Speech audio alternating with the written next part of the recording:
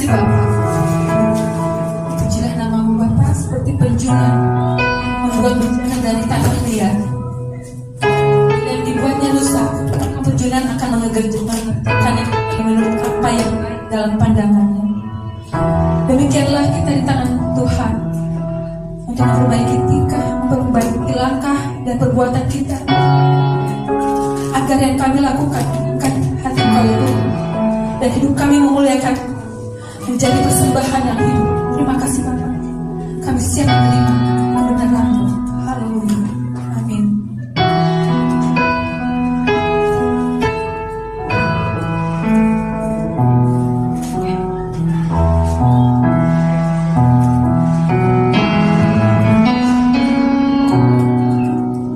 Tuhan, ku mau menyenangkan-Mu.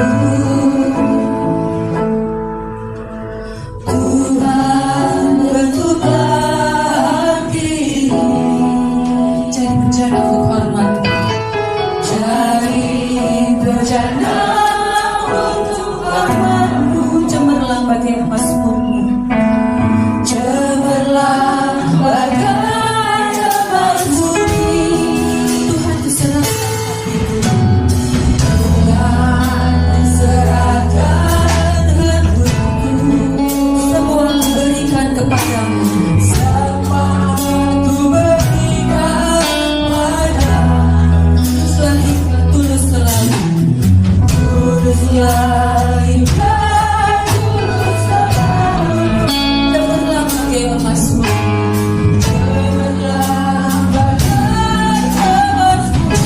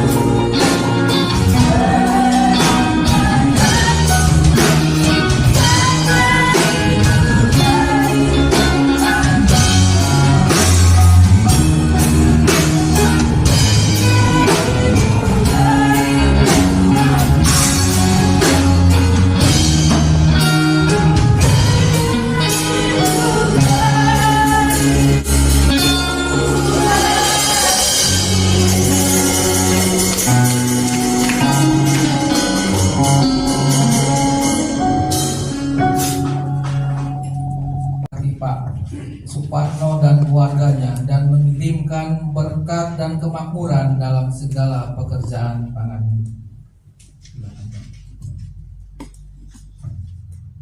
Baruch Adonai Hamepora Leolam Baruch Adonai Hamepora Leolam Baik Baruch Ata Adonai Elohenu Melek Haolam Aser Bahar Banu Mikol Haamin Penatan Lanu Toratu Baruch Ata Adonai Noten Atura. Terberkatilah Engkau Adonai Tuhan kami, penguasa alam semesta, yang telah memilih kami dari antara bangsa-bangsa dan memberikan kepada kami Torah. Terberkatilah Engkau Adonai yang memberikan Torah. Bereshit 18. Vayera Elai Adonai Beelone Mamre Behu Yesed Petak Haohel Betkom Hayum Vayisa Enaf Bayar Pasine Solasa Anosim Nisapim Alaf Bayaret Likram Mipatek Aolam Beis Taku Artsa Payomer Adonai Mi'ana Mitsati Ken Baineha Alna Ta'apor Ma'el Adeka Yukatna Me'et Mayem Berek Hadju Relekhem Behikhanu Tekhat Haet Bayika Pelechem Bayadu Lechem Asal Akhar Ta'apru Kealken Apertem Al Adwekem Bayanu Ken Ta'ase Ka'aser Dibarta. Kejadian 18 ayat 1 sampai dengan 5. Adonai menampakkan diri kepadanya di antara pohon-pohon terbatin di Mamre. Dan Abraham sedang duduk di pintu kemah pada waktu cuaca panas terik. Ia mengangkat wajahnya dan melihat. Tampaklah 3 orang sedang berdiri di hadapannya. Ia berlari dari pintu kemahnya menyongsong mereka dan sujud ke tanah. Ia berkata, Tuanku, jika boleh aku mendapatkan kemurahan-Mu, jangan kiranya berlalu dari hamba-Mu ini. Biarlah kiranya dibawakan air untuk mencuci kaki-Mu dan beristirahatlah di bawah pohon ini.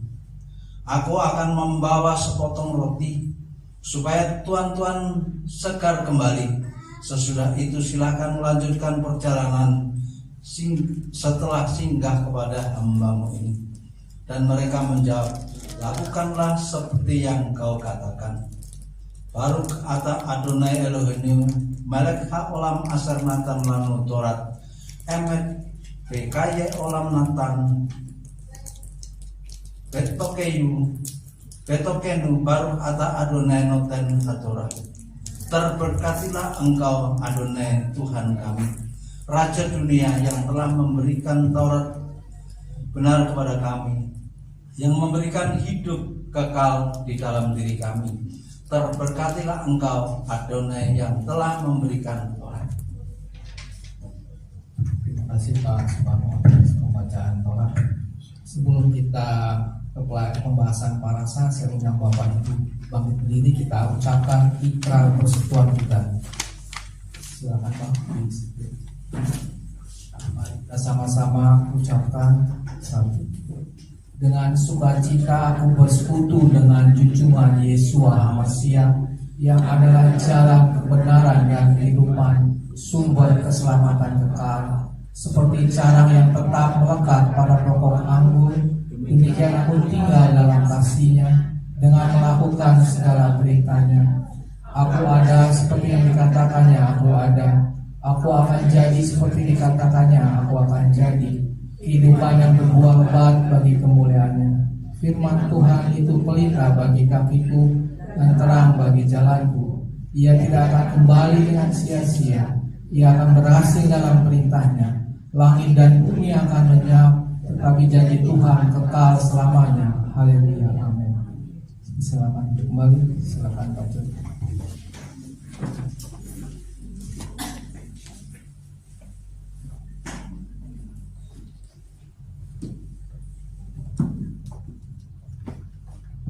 Sabat Salom Umefora Bisem Yeshua Hamasya Adonilu. Sabat Shalom. Kita punya waktu sebenarnya tidak terbatas, tapi ruangan ini membatasi kita. Kita tetap berharap sekali waktu kita punya tempat, dan kita punya waktu banyak sepanjang Sabat ya, dari pagi sampai. Saya pernah mengikuti Sabat dimulai dari jam 9 sampai jam 7 malam ya. Ada sidur ya, ada penjelasan tentang parasa, ada juga diskusi, bisa tanya itu ini ya. Kebetulan rabinya itu sangat memperhatikan ya, sehingga setiap pertanyaan-pertanyaan itu dijawab sesuai dengan yang benar-benar ada di Israel ya. Jadi bukan asumsi atau karena Rabi itu memang dari Israel gitu. Hanya sayang saja waktu itu saya ikut Sabat itu Sabat sekelompok orang yang sudah meninggalkan Yesua. Jadi saya pernah beribadah Sabat ya dengan kelompok yang sudah tidak mempercayai Yesua sebagai Hamasya. Sidurnya sama ya, belajar Torahnya sama, tapi kepercayaan kepada Yesua itu benar-benar sudah dicampakkan, sudah dibuang. Sebagian dari mereka itu orang-orang yang dulunya mengajak saya, ya saya diajak oleh mereka dulu ke GKMI, dulu masih namanya Sores ya. Mereka yang ngajak saya, tapi lama-kelamaan mereka meninggalkan Yesua ya. Dulu banyak bercerita tentang Yesua kepada saya dalam perspektif Ibrani, sehingga saya tertarik ya sebagai warga gereja, sebagai seorang pendeta. Saya mengabaikan semua pendetaan saya, gereja saya, untuk mendengarkan kesaksian mereka tentang Yesua dalam perspektif Ibrani. Tapi sayangnya beberapa tahun kemudian mereka menyangkalnya. Nah, mereka juga ajak saya untuk menyangkal. Saya mengenal Yesua bukan dari buku ya, tapi dari pengalaman pribadi ya, pengenalan yang disingkapkan secara rahasia, dan terkadang ada beberapa bagian tidak disingkapkan kepada orang lain, tapi kepada saya disingkapkan untuk kepentingan keselamatan saya gitu. Jadi itulah yang membuat saya tetap percaya dan berusaha untuk tetap bersekutu untuk mengasihi Yesua sebagai Ha'adon ya, sebagai Rebe Moshiach ya. Jadi sampai hari ini saya berani katakan saya tidak tergoyahkan ya. Ada ucapan Rabi Saul di dalam Efesus 1 ya, ayat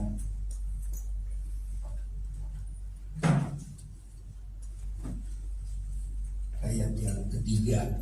Jadi Rabi Saul ketika menyampaikan firman Tuhan dalam bentuk surat ya, ditujukan kepada satu jemaat yang mengalami perkembangan luar biasa, yaitu jemaat Efesus. Kalimatnya seperti ini: Kesek Vesalum Lakem Meet Ha Elohim Avinu Ve Ha-Adon Yeshua Hamasya. Baru Ha Elohim Avi Adonenu Yeshua Hamasya Aser Berek Otanu Bekol Neraka Ruhanit Basamayim Bamasyah. Kalau terjemahan bebas saya begini: kasih karunia dan damai sejahtera bagimu sekalian dari Ha Elohim Bapa kita dan Ha Adon Yeshua HaMashiach. Jadi dia sampaikan salam ini, salam yang bermuatan tentang kasih karunia dan damai sejahtera dari Ha Elohim Avinu, ya, dari Bapa di surga dan dari Mesiasnya gitu.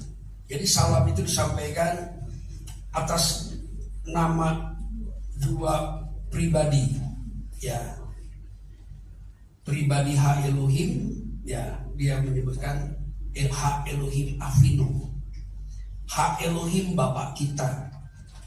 Jadi kasih karunia itu kita mendapatkan dari dua pihak, ya. Pertama dari Ha Elohim, yang kedua dari Mesiasnya. Pertama dari Bapa, yang kedua dari Imam Besar gitu. Jadi surat-surat Paulus itu banyak mengajarkan tentang kemesiasan Yeshua, keilahiannya dan keimamannya. Dari sisi keimamannya itu banyak disingkapkan melalui rabi-rabi yang mengenal Yeshua. Itulah sebabnya saya setiap berdoa, ya, selalu melibatkan Bapa dan melibatkan Mesiasnya. Tanpa Mesias, apapun yang kita lakukan kepada Bapa itu menjadi tidak sah. Dulu dalam masa perjanjian yang pertama, ya, disebutnya perjanjian yang pertama, hubungan dengan Bapa menjadi sah karena ada imam besar, ya. Ada imam besar. Pertama ada Imam Harun, lalu keturunannya. Tetapi ketika keturunan imam itu mengalami masalah, ya, mengalami kebutaan rohani, ya, badannya gemuk tapi rohaninya makin lama makin kurus. Itu imam besar pada zaman Samuel, ya.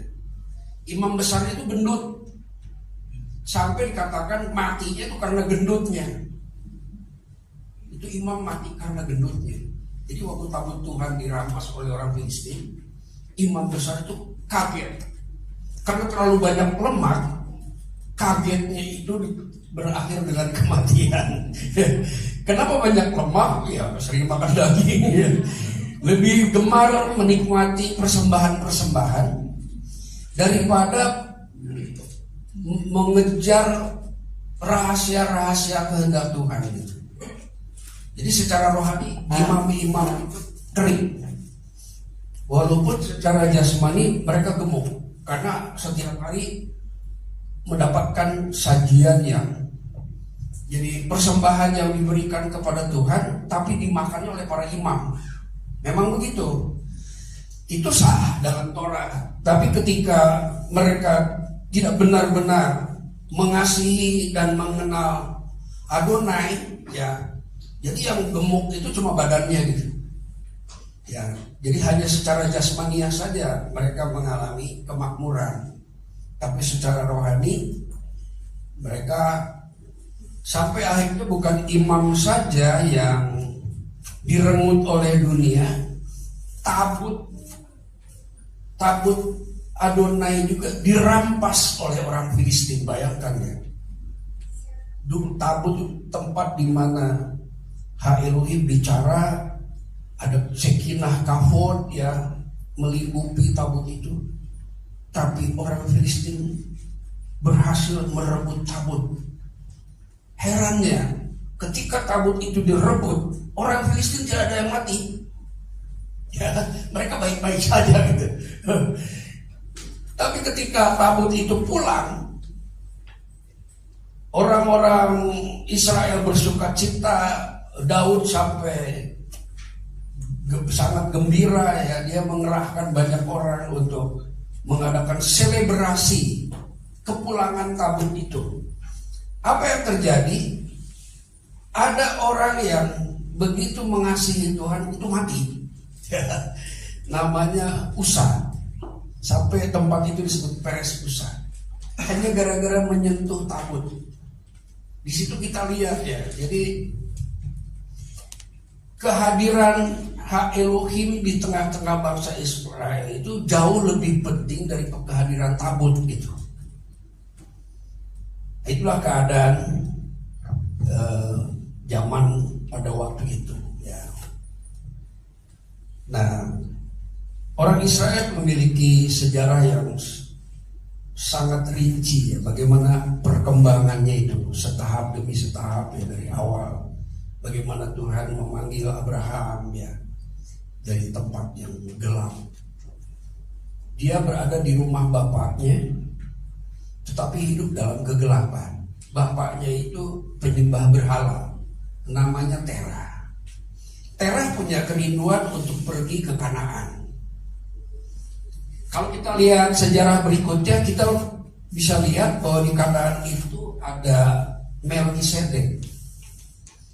Berarti ada kesejahteraan di Kanaan itu dengan adanya Melkisedek di sana. Apakah Terah itu tahu ya di Kanaan itu ada Melkisedek? Tidak ada catatannya. Tapi ketika Abraham sampai ke Kanaan, Abraham bertemu dengan Melkisedek. Dia mendapatkan berkat dan ada kehadiran Tuhan di lingkungan Melkisedek, karena Melkisedek itu disebut rajaku yang adil. Malki itu rajaku ya, Sedek itu benar atau adil. Jadi di mana ada kebenaran, di mana ada keadilan, maka di situ ada kesejahteraan ya. Nah, Abraham bertemu dan mendapatkan berkat dari Melkisedek itu. Jadi ada orang-orang yang sampai kepada tujuan ya. Ada punya kerinduan untuk mendapatkan kehidupan yang lebih baik ya, tapi tidak kesampaian seperti Terah. Saya nggak tahu siapa yang mendorong Terah ingin pergi ke Kanaan. Saya juga nggak menemukan ya, tapi ada kerinduan, ada dorongan di dalam hati Terah untuk membawa keluarganya ke Kanaan, tapi terdampar di Haran gitu. Dan menurut Rabi Ishak Sapira, Haran itu artinya kusut. Ya, saya pernah dengar ya dari Rabi Ishak Sapira. Jadi situasi rohani, situasi ekonomi, situasi apapun di Haran itu kusut. Terutama penyembahan mereka. Tetapi Abraham bergerak itu karena ada dorongan firman. Ya, ada dorongan firman. Tadi kita dengar, marilah kita pergi ke Sion. Sion itu satu tempat yang tinggi secara geografis ya, dan juga tempat yang tinggi secara teologis lah, mungkin gitu ya istilahnya. Secara rohani itu punya posisi yang tinggi, sehingga orang-orang dari pegunungan Efraim itu terdorong ya untuk pergi ke Sion. Sion adalah pusat di mana Torah diberitakan ya. Dan Devarha Elohim itu dikatakan dari Yerusalem. Semua orang akan dibawa ke dalam pengalaman seperti itu ya. Jadi kita kayak di elevasi gitu. Seperti batu yang ada di katapel ya, katapel apa ya, orang Jawa bilang pelintang. Nah, dilontarkan gitu. Nah, hidup kita juga sebenarnya sedang dilontarkan kepada tingkatan yang lebih tinggi. Secara perlahan-lahan, secara gradual ya. Saya dulu berada di lingkungan yang begitu sederhana pemahaman kitab suci. Saya baca Alkitab, tapi dibandingkan dengan pengalaman di Mesianik ini jauh banget ya. Dari situlah saya tahu bahwa saya tuh dibawa, dituntun ya. Marilah kita naik ke Sion, katanya. Kelihatannya sederhana kata-kata itu ya, tapi luar biasa setelah saya pelajari di mana orang Israel itu dari Mesir ya, dari satu dataran yang rendah dituntun masuk ke pegunungan. Di antara gunung-gunung di Kanaan itu ada satu gunung disebut Gunung Sion. Di situ ada hadirat Tuhan, ada kemuliaan, ada pengajaran, ya, ada penyingkapan rahasia Tuhan, ya, di Sion. Nah, setelah saya memasuki dinamika Hebraik Mesianik, ya, ada Mesianik tapi enggak Hebraik, ada, ya, saya udah temukan. Jadi ada Hebraik Mesianik, ada Mesianik non Hebraik gitu. Nah, kita di bawah.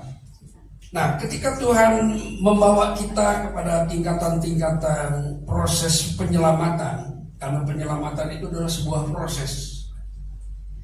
Nah, di dalam proses itu ada dua sisi yang bisa kita lihat dalam perasa ini.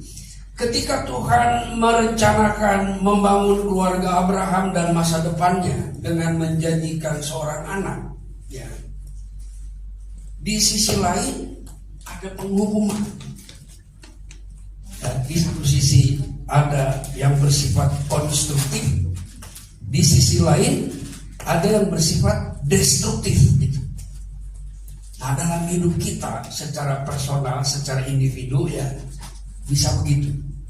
Ada satu sisi yang sedang dibangun oleh Tuhan, di sisi lain ada yang sedang dihancurkan oleh Tuhan dalam hidup kita. Sifat ego kita, egoisme yang negatif, ya, egoisme yang negatif itu kita akan dihancurkan. Tapi di sisi lain rohani kita berkembang, bertumbuh.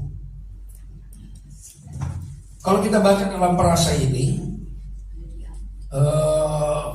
Elohim menampakkan diri. Artinya kehadirannya bisa dirasakan dan dilihat. Bentuknya seperti manusia.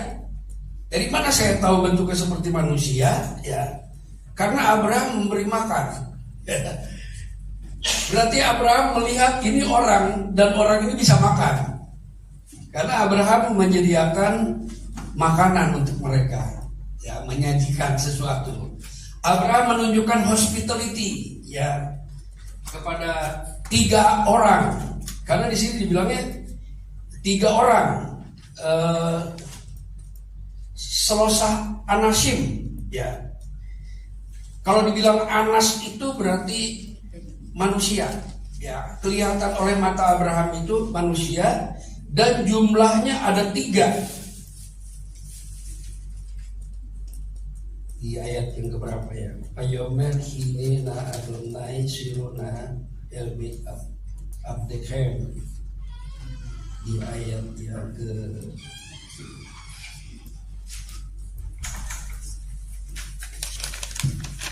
Wayisa ini ira ipehine solsa anasin nisbahim. Ya,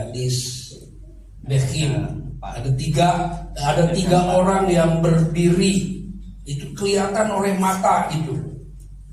Tapi kalau kita lihat di ayat yang ke-19, itu cuma 2, ya, ada 2 malaikat.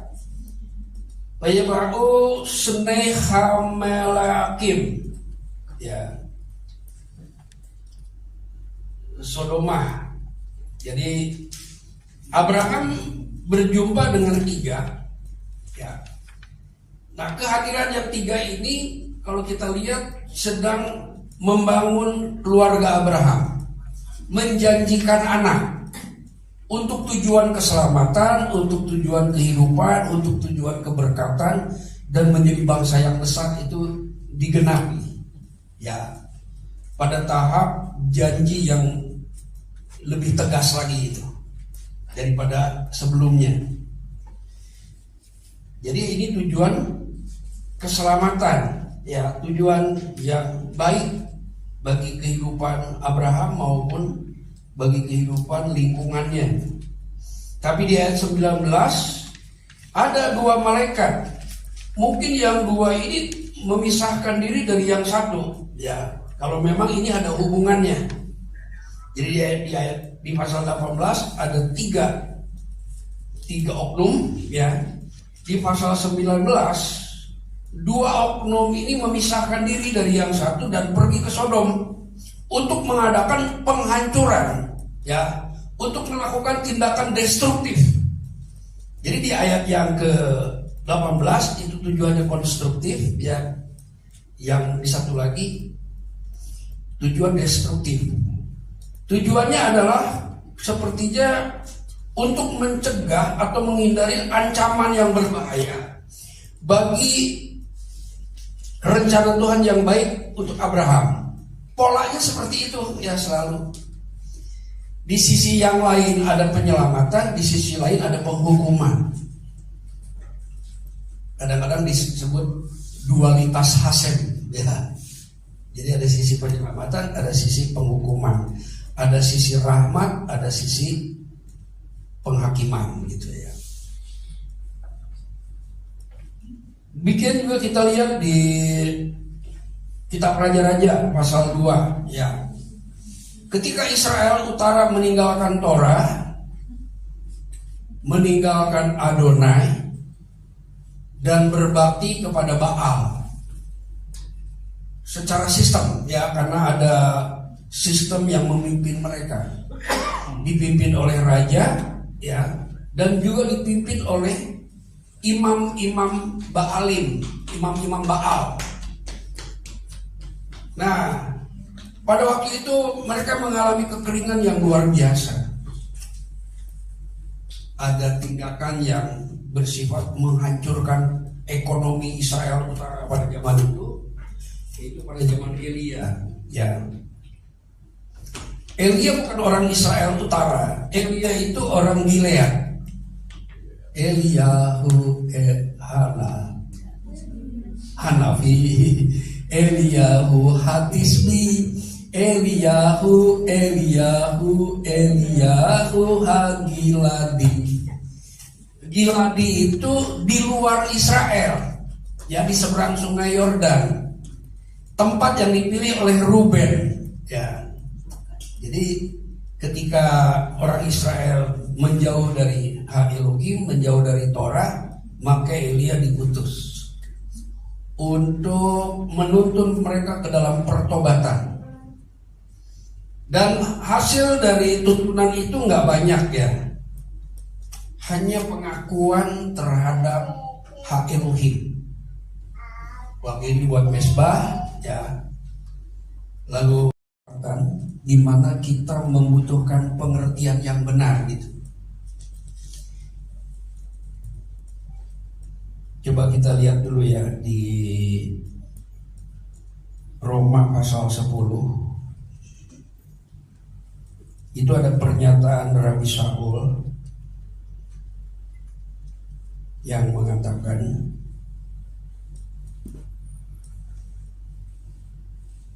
di ayat yang pertama, keinginan hatiku dan doaku kepada Adonai ialah supaya mereka diselamatkan. Mereka ini adalah orang Yahudi, ya. Jadi dalam Roma 10 ini Paulus sedang bicara tentang orang Israel atau tentang orang Yahudi. Kenapa saya menyebutkan dua nama ini, ya? Kalau Israel itu secara keseluruhan, ya, dan sebagian terserak di seluruh bumi. Tapi kalau dibilang Yahudi, ya, itu adalah kelompok yang masih eksis di Israel. Ya, mereka punya sistem, mereka punya struktur kepemimpinan, mereka punya lembaga, ya, mereka punya kurikulum, mereka punya kekuatan diplomatik menghadapi kerajaan-kerajaan di sekitarnya. Nah, Paulus sebagai rabi yang sudah lahir baru sangat rindu untuk melakukan banyak hal untuk keselamatan orang Yahudi. Karena hanya sebagian saja yang bisa menerima maksud penyelamatan dari Adonai, ya. Ayat 2 dia katakan begini, sebab aku dapat memberikan kesaksian tentang mereka, tentang orang Yahudi, bahwa mereka sungguh-sungguh giat untuk hak Elohim. Jadi perlu dicontoh ya. Yang perlu dicontoh dari orang Yahudi adalah kesungguhannya.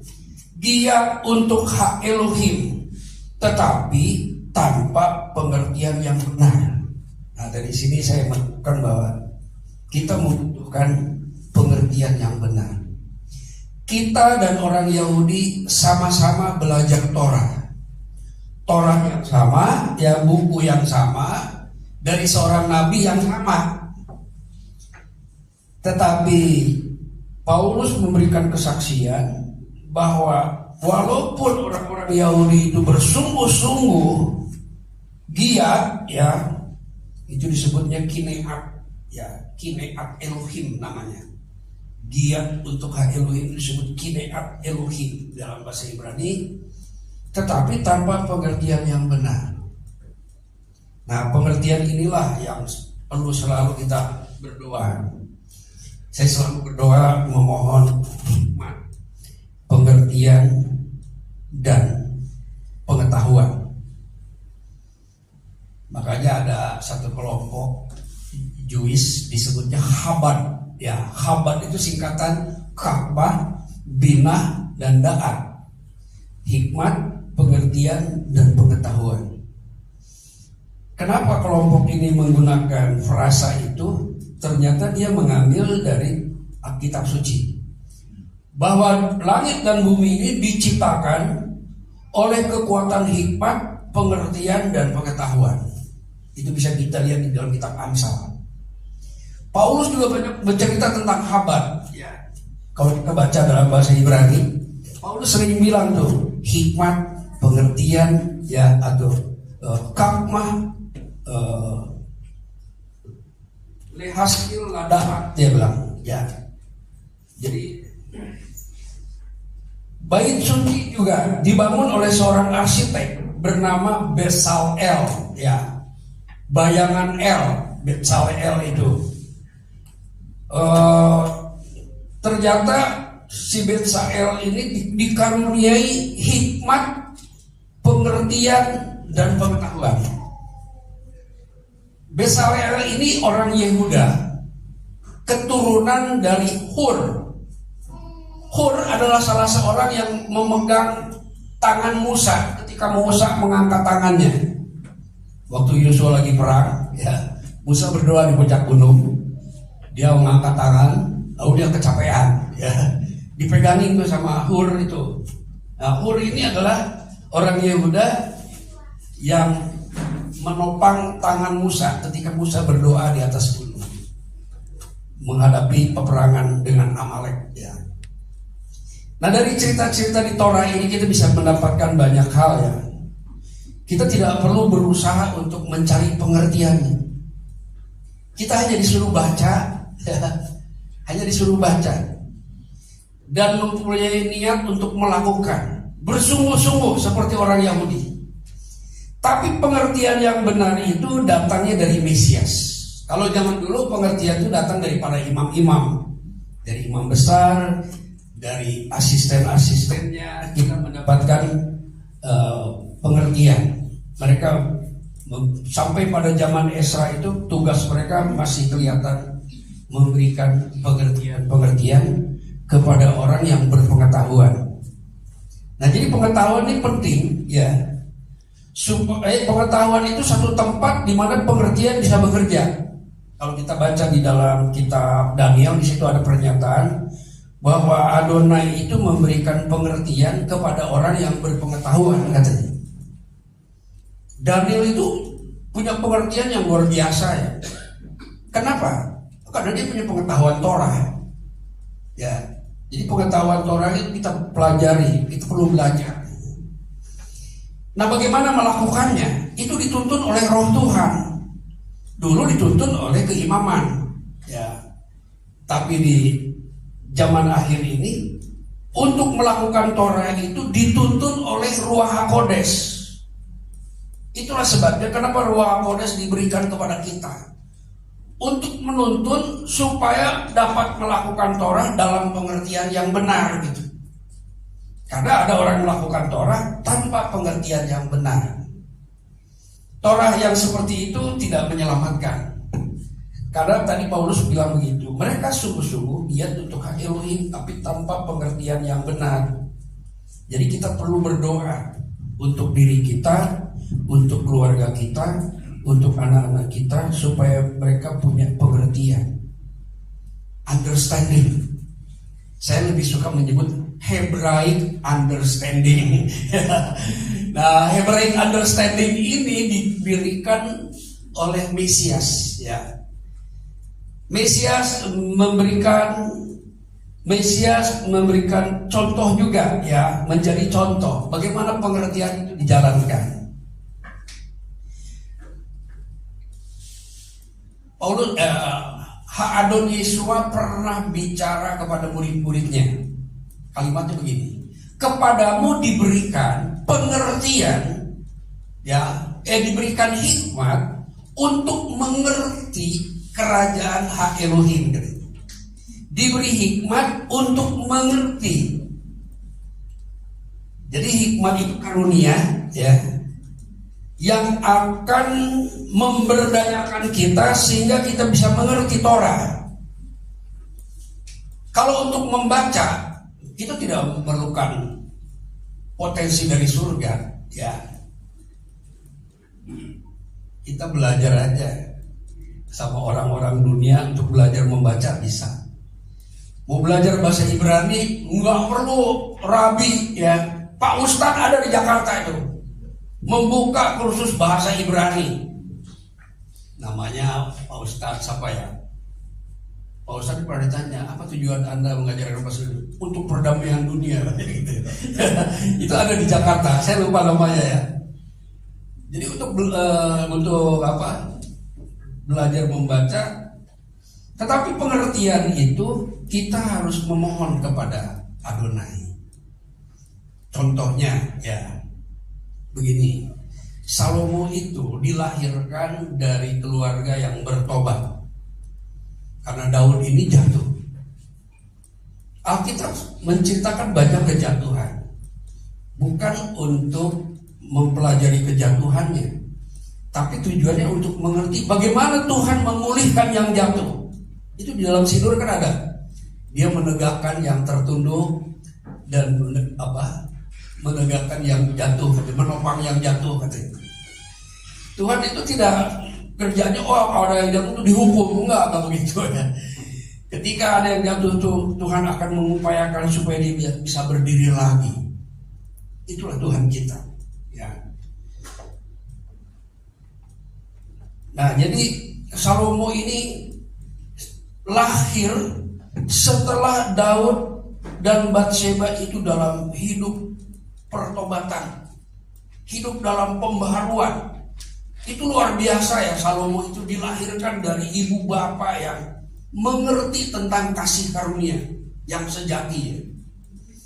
Nah, dia diajar oleh ibunya tentang Torah.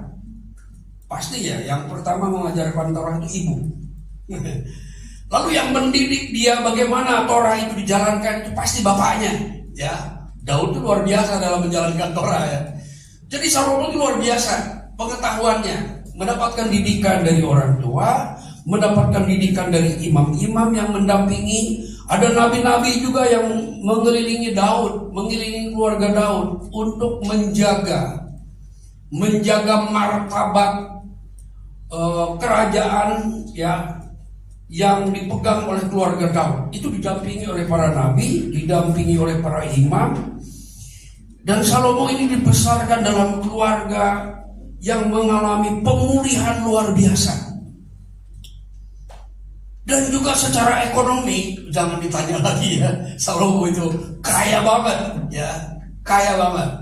Sampai ada yang bilang belum pernah ada yang menandingi Salomo sampai zaman sekarang pun kekayaannya dan hikmatnya, ya. Kenapa dia punya hikmat luar biasa? Karena dia belajar. Di keluarganya dia belajar, ya. Pokoknya lingkungan Istana Daun itu lingkungan yang punya sistem pendidikan yang melebihi. Sampai ada nubuatan mengatakan bahwa keluarga Daud itu akan seperti malaikat Ha Elohim gitu, di masa depan.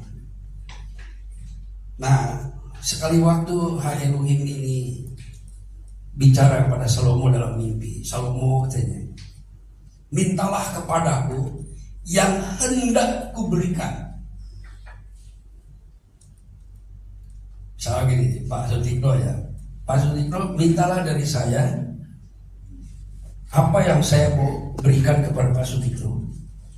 Pak Sutikno bisa tebak nggak? Saya mau kasih apa? Ya, jadi waktu saya jalan ke sini, saya melihat sesuatu dan saya ingin berikan kepada Pak Tikno. Ya, Pak Tikno bisa tebak nggak yang saya mau kasih? Nggak bisa kan? Tadi saya mau ngasih ini Pak. Gitu ya. Nah, Elohim bicara sama Salomo, mintalah kepadaku apa yang hendak kuberikan kepadamu. Berarti Salomo itu disuruh menebak apa yang Tuhan akan lakukan kepada Salomo. Itu luar biasa Salomo ya. Lalu Salomo berdoa sederhana ya. Dia bilang, aku ini katanya memimpin suatu bangsa yang besar. Dan mungkin ada kalimat yang lainnya. Berikanlah kepadaku pengertian. Itu kalimat pertama dari doanya. Berikanlah dari permohonannya. Berikanlah kepadaku pengertian. Ternyata Salomo bisa tahu apa yang akan Tuhan berikan. Kerajaan udah punya, rakyat udah ada, wilayah jangan ditanya lagi. Itu bukan cuma wilayah Israel, ada koloni-koloni Israel sampai ke Tirus. Harta jangan ditanya lagi ya. Pengetahuan tentang Torah udah banyak belajar Salomo itu. Sebelum jadi raja, dia udah banyak belajar. Dibandingkan dengan anak-anak Daud yang lain. Anak-anak Daud yang lain itu penuh dengan ambisi. Salomo tidak. Salomo dimotivasi hidupnya untuk menyukai Torah. Walaupun tulisan catatan tentang itu tidak begitu jelas, tapi dilihat dari pemahaman yang ada pada Salomo itu luar biasa. Otoritas, kewenangan dan semua. Tapi yang dia minta kepada Ha Elohim itu, dia bilang, berikanlah aku pengertian. Inilah bagian terpenting dari kekayaan Benei Ha Elohim. Ya, kita sudah berapaan Torah. Nah, Paulus mengatakan begini, sejak kecil kamu telah membaca kitab suci gitu, yang daripadanya kamu akan mendapatkan hikmat. Paulus itu berbicara kepada Timotius. Timotius dari kecil dia udah banyak belajar Torah. Karena ibunya Timotius itu neneknya juga orang saleh. Neneknya bernama Lois. Paulus sangat mengenal Lois. Ibunya Timotius itu namanya Unike. Jadi nenek dan ibunya Timotius itu orang yang solehah gitu ya. Kalau dalam bahasa yang ada di sini ya, keluarga yang solehah. Tapi Paulus tetap, kamu harus baca terus supaya kamu mendapatkan hikmat katanya. Jadi rupanya hikmat itu didapatkan dari membaca Torah. Itu akan muncul dengan sendirinya, ya. Akan terbentuk sebuah sistem berpikir yang bersifat ilahi di dalam pikiran kita. Nah, dari situ Paulus memberitahu manfaat dari membaca kitab suci. Nah, ketika Paulus bicara kepada Timotius, pasti yang dimaksud itu adalah tanah. Nah, ini saya bawa tanah nih, ya. Tanah itu singkatan Torah, Neviim, dan Ketuvim. Ini 20 tahun yang lalu saya beli ini. Ini harganya 700.000 di toko buku Immanuel. Sekarang nggak tahu harganya ya. Tapi saya nggak bisa baca dulu. Saya udah punya Alkitab ini, belum bisa baca. Ditaruh aja dengan harapan sekali waktu aku bisa baca Alkitab ini gitu kan. Saya punya Alkitab Ibrani sebelum saya tahu bahasa Ibrani.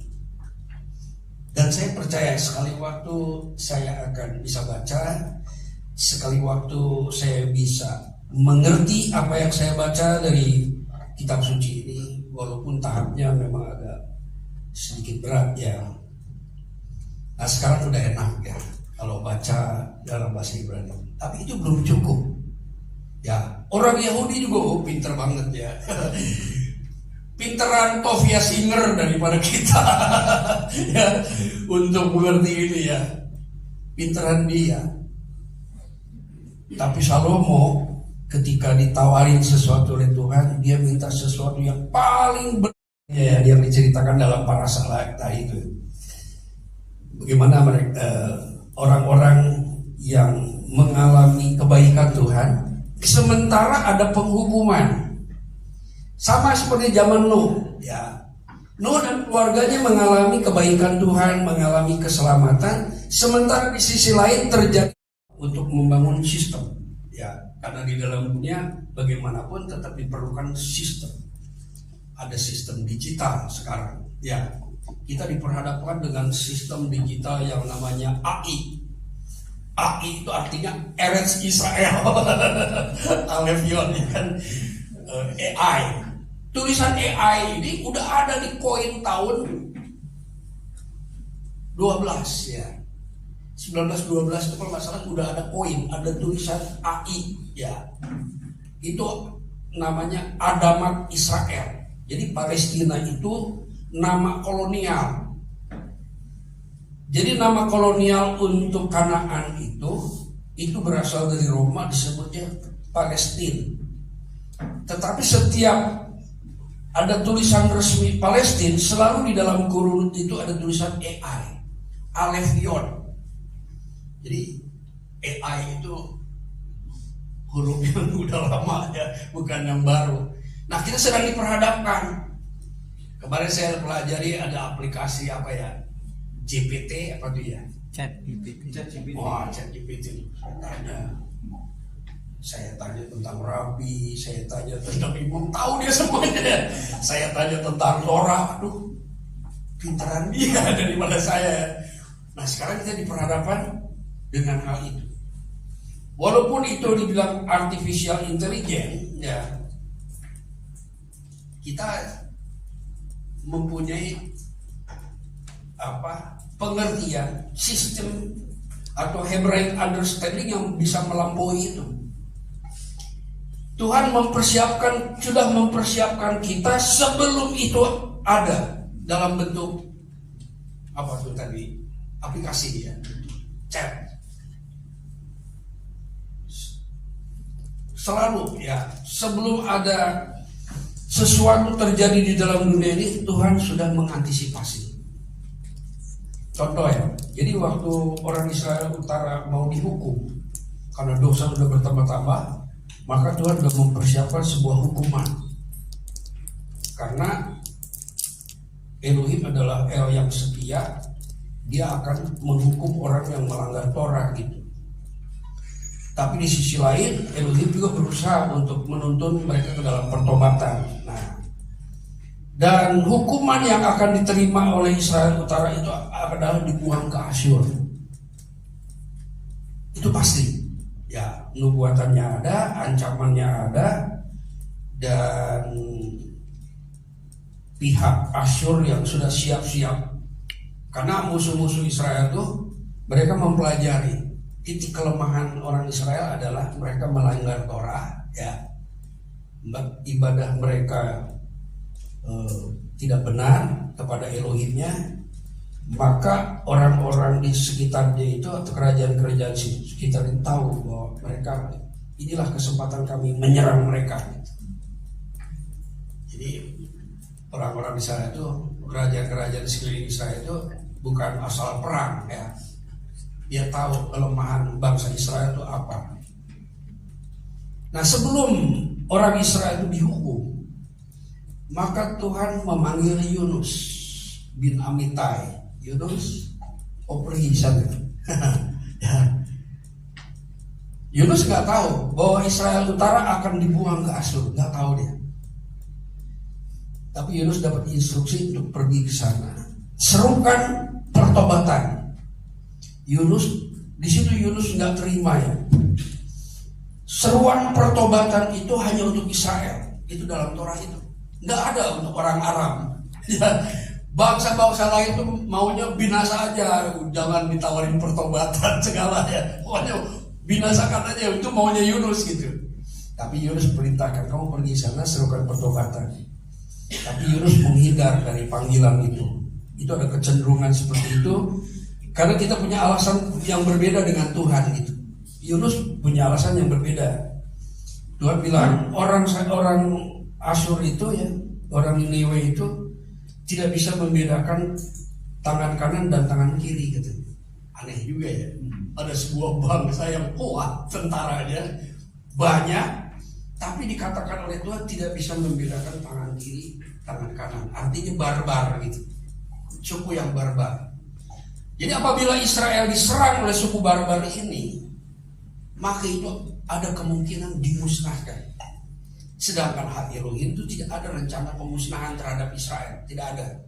Ya, kesetiaan Elohim itu tidak akan membuat Israel musnah. Bagaimanapun keadaannya, itu akan dibela. Walaupun mereka melanggar, tidak ada pemikiran hak Elohim untuk memusnahkan Israel. Yang ada di pemikiran hak Elohim itu adalah penyelamatan Israel, Teswak Israel namanya. Ya. Nah, jadi dipersiapkanlah. Si rajanya itu suruh bertobat dulu dan berhasil akhirnya.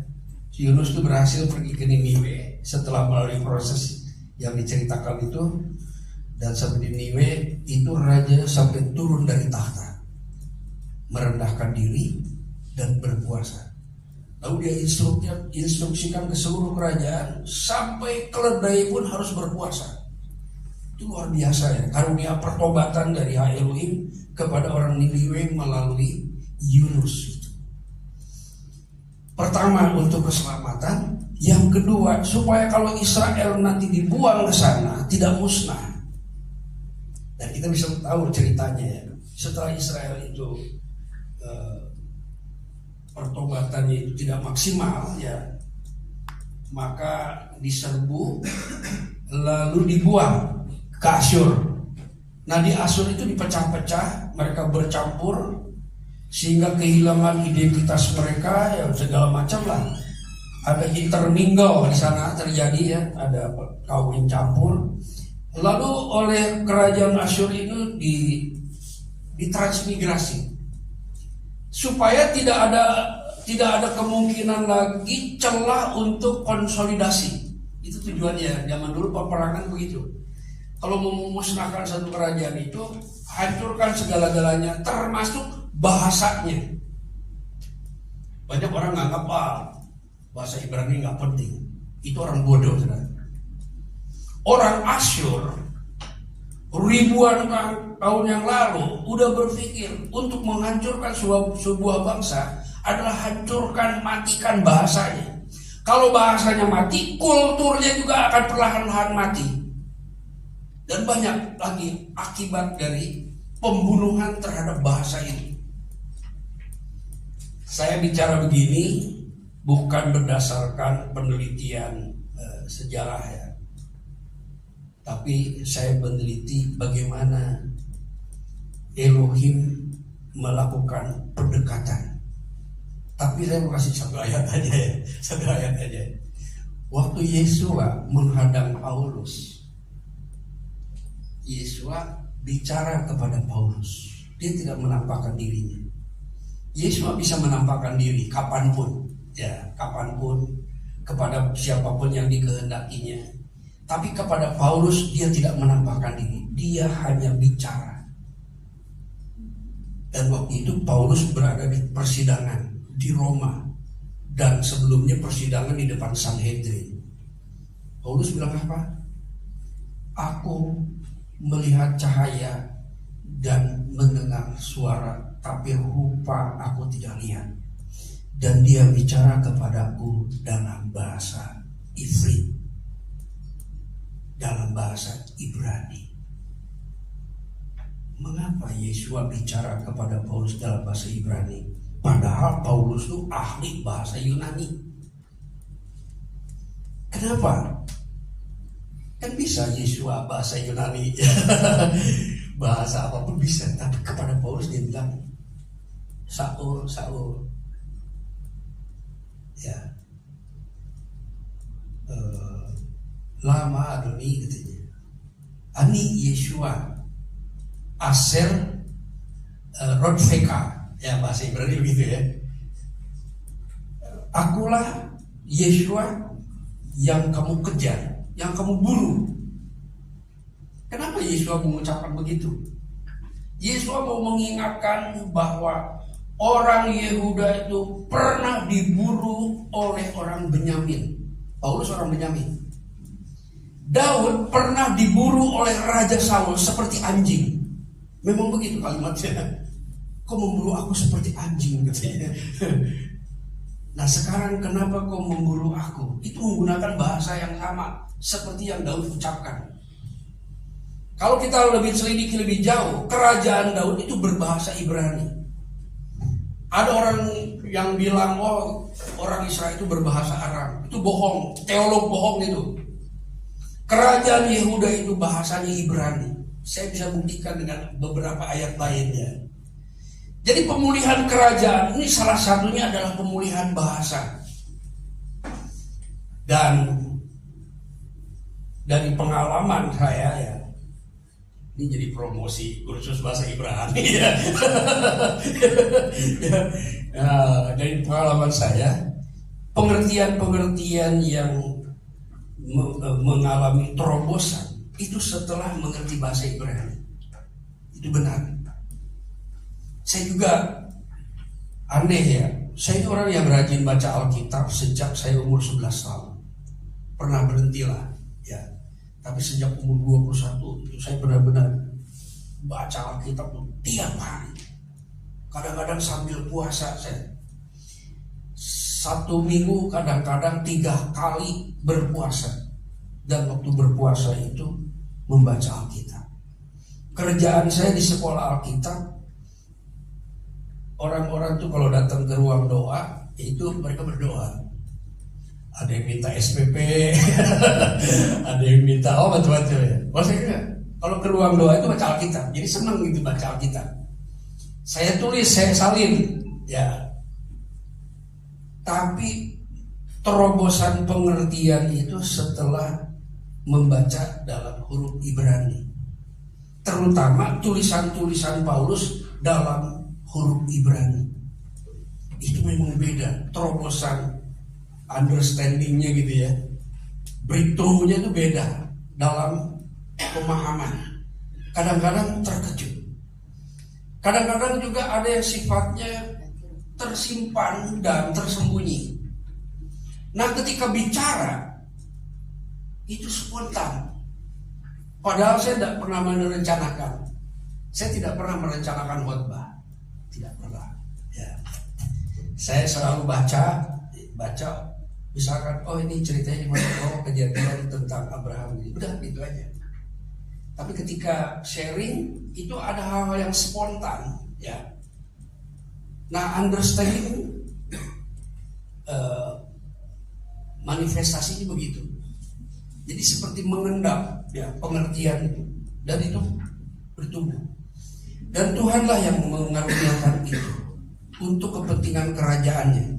Sama seperti Tuhan memberikan pengertian kepada Salomo itu untuk kepentingan kerajaan, bukan untuk gaya-gayaan, bukan untuk tujuan pribadi, bukan tujuan komersial. Kita sudah berkali-kali membaca, Yesua mengajarkan begini. Apa yang kamu dapatkan dengan cuma-cuma, kamu harus berikan cuma-cuma.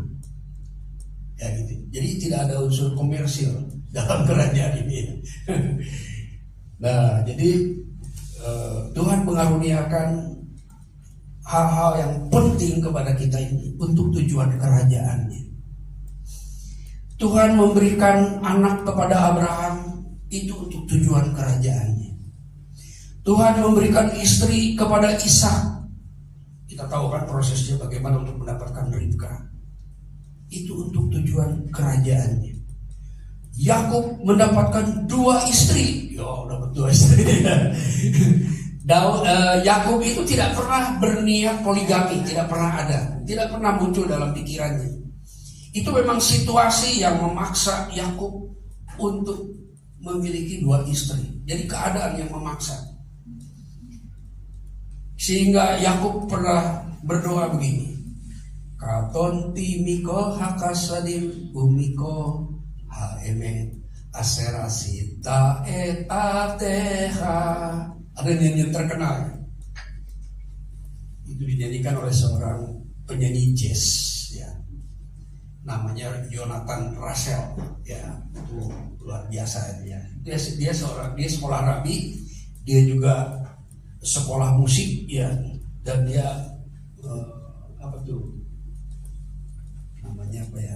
pemimpin dari suatu orkestra gitu ya.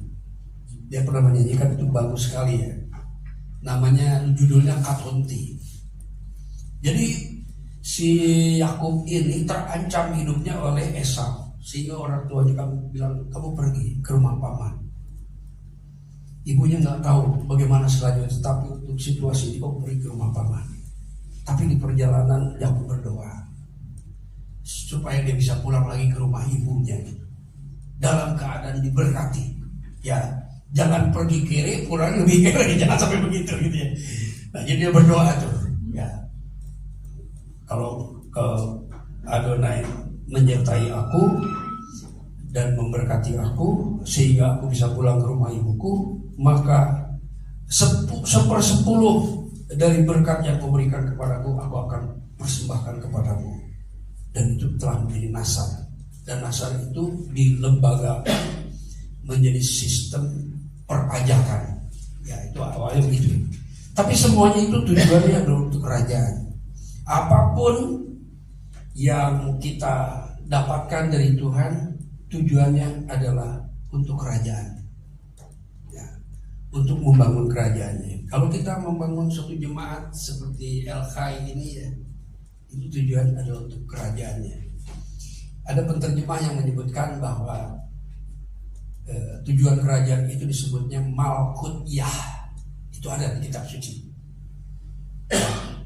Malkut Yah itu boleh dibilang Injil kerajaan. Ya, Injil kerajaan itu diistilahkan Malkut Yah. Tapi Malkut Yah itu tidak ada di dalam Torah, tidak ada. Saya juga lagi cari dari mana istilah ini. Ini seorang profesor